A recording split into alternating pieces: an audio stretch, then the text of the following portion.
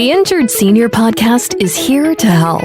Like it or not, the senior and elderly population is vulnerable to negligence committed by medical professionals, nursing homes, assisted living facilities, pharmaceutical and medical device companies, insurance companies, and everyday individuals and businesses.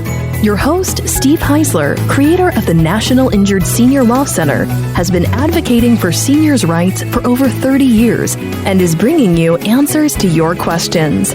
This is the Injured Senior Podcast.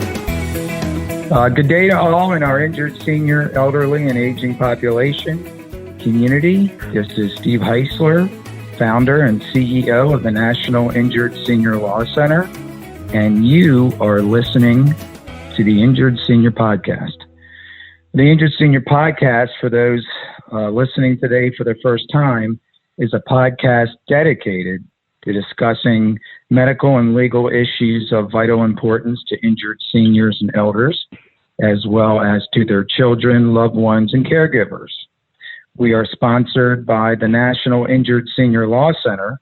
If you or a loved one, a senior, an elder, has been injured by the negligence of a medical professional, a nursing home, the pharmaceutical industry, or others, get in touch with the National Injured Senior Law Center at www.injuredseniorhotline.com or 877-228-4878.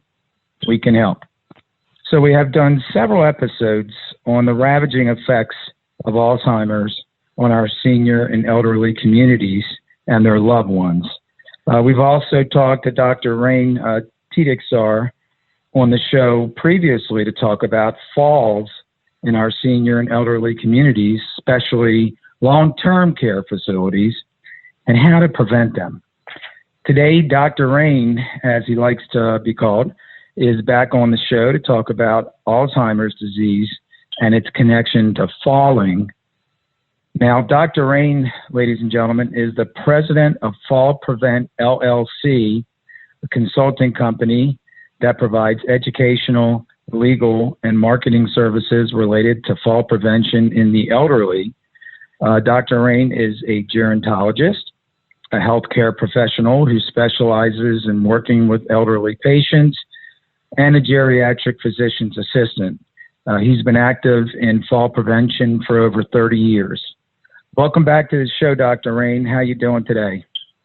I'm doing good. Thanks for having me. What do you think in the home environment is probably, and I understand you said you met one person with Alzheimer's, you've met one person with Alzheimer's. So I know that every situation is unique, but is there maybe one common or, the one that you see the most as far as trip hazards for Alzheimer's in the home environment? Well, the tripping hazards it's a big problem, that's for sure. But I think the biggest problem that I encounter is in terms of trips to the bathroom. And one of the things that happens with aging is that the kidneys and the bladder don't work as efficiently, and people wind up going to the bathroom maybe 6, 7, 8 different times at night.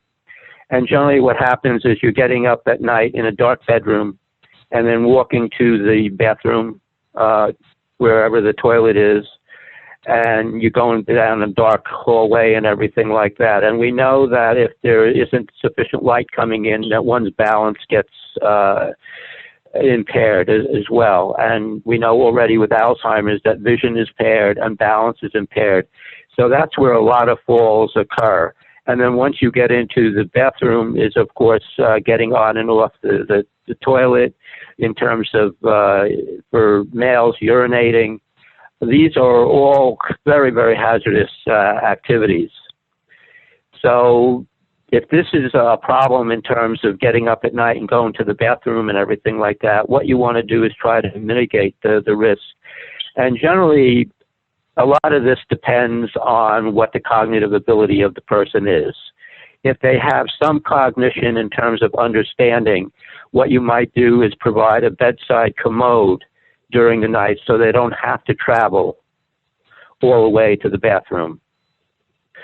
If they have cognitive impairment that they don't understand their disabilities or their inability to do the task safely, then it's up to a caregiver who has to be alerted that they're getting up from bed and they need assistance going to the bathroom. Yeah, so it seems like it's a pretty involved issue, and a caregiver or a family member really has to take this very seriously, because I think you talked about this in the last episode that I had you on, that when they fall, it's not pretty. I mean, we're talking hip fractures and femur fractures. Is that right? Because everything in the bathroom is hard. It's hard porcelain and everything like that. And the other important point about particularly the bathroom and Alzheimer's disease is that the older person with Alzheimer's might not be able to learn a new task. So if you want to provide grab bars or other apparatus to the toilet to assist with the activity, the individual might not understand what the use of these things are. So whenever you're doing a modification like that, you also want to observe, does the person really now use this modification? Is it really going to be safe for them? Or is this going to be an additional hazard?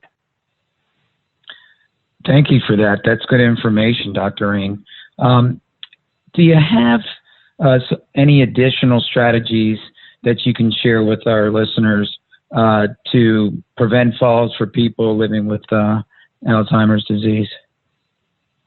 Well, another behavioral problem, the behavioral problems, I think the major ones that I've seen clinically are wandering, agitation, and a thing that's called sundowning. And sundowning is a term that refers to individuals who are cognitively okay during the day. You know, they're manageable, but during the late afternoon, they become much more confused. And that's why they call it sundowning. And from my experience, the reason for this is that people get tired. And when they get tired and fatigued, they become much more confused. So therefore, if sundowning is happening, what you want to do is to let people take naps during the day so they're not so tired later in the day. Wandering is another big problem. Wandering outside, wandering in the middle of the night, et cetera, is you always want to look at the root cause of any kind of behavioral problem. What's causing the wandering? Are they looking for food? Are they looking for activity? Are they looking for toilet? What's causing the wandering and everything like that? The same thing with agitation.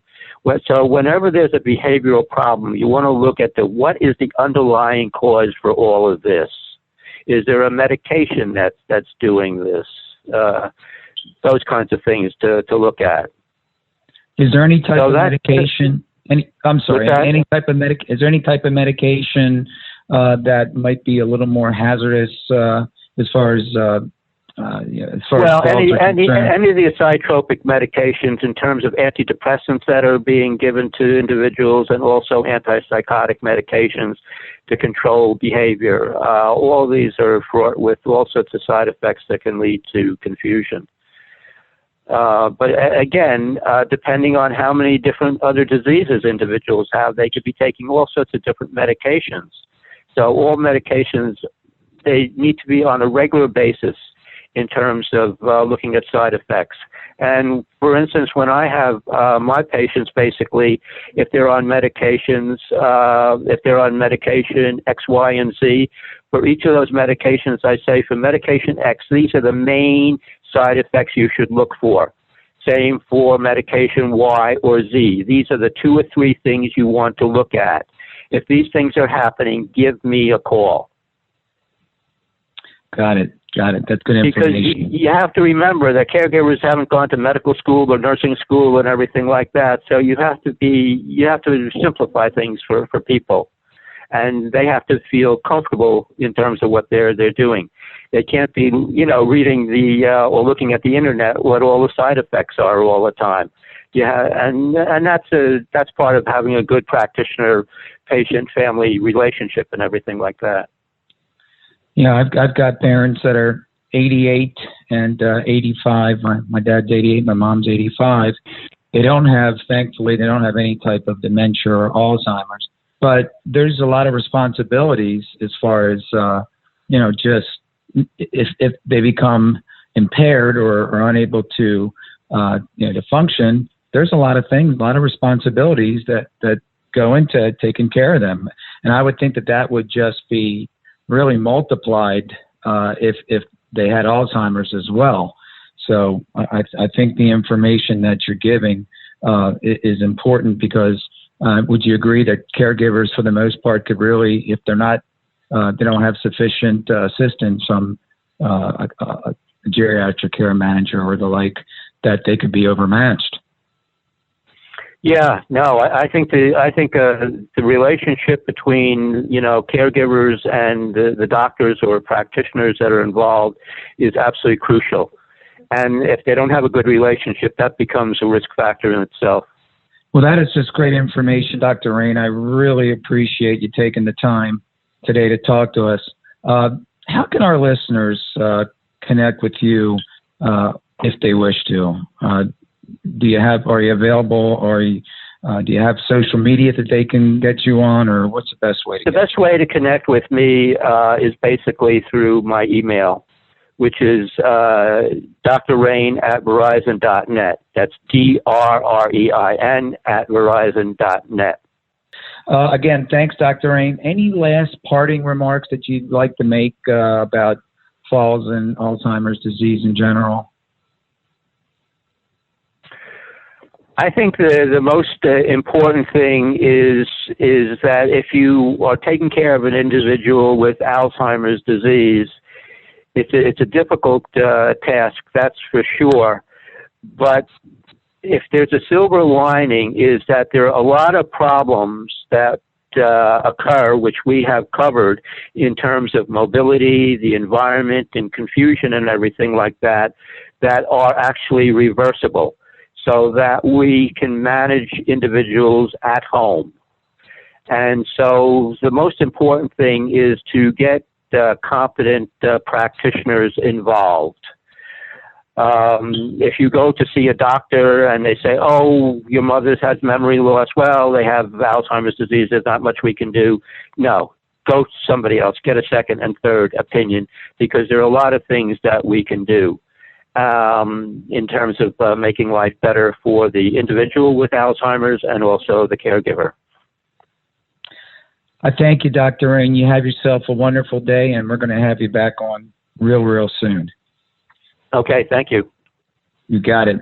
Injured senior and aging population community, thanks for listening to today's episode. I want to again thank Dr. Rein for appearing on the show today. He gave us just some great information that I'm sure we can all use. If you love the Injured Senior Podcast, we'd love for you to subscribe, rate, and give us a review on any of your platforms that you listen to podcasts. If you want to share your story on an upcoming show, feel free to email me at steve@injuredseniorhotline.com. I answer all emails. You could also leave a message if you go to our website, www.injuredseniorpodcast.com. Well, it's been a great episode. I'm looking forward to talking with you again next week. Stay warm if you're living on the East Coast. Stay safe, and I will talk to you then. Goodbye, everybody.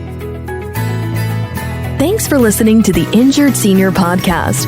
If you enjoyed the podcast, please rate, subscribe, review, and share on Apple, Google, or wherever you get your podcasts. Connect with us at injuredseniorpodcast.com and sign up for our newsletter.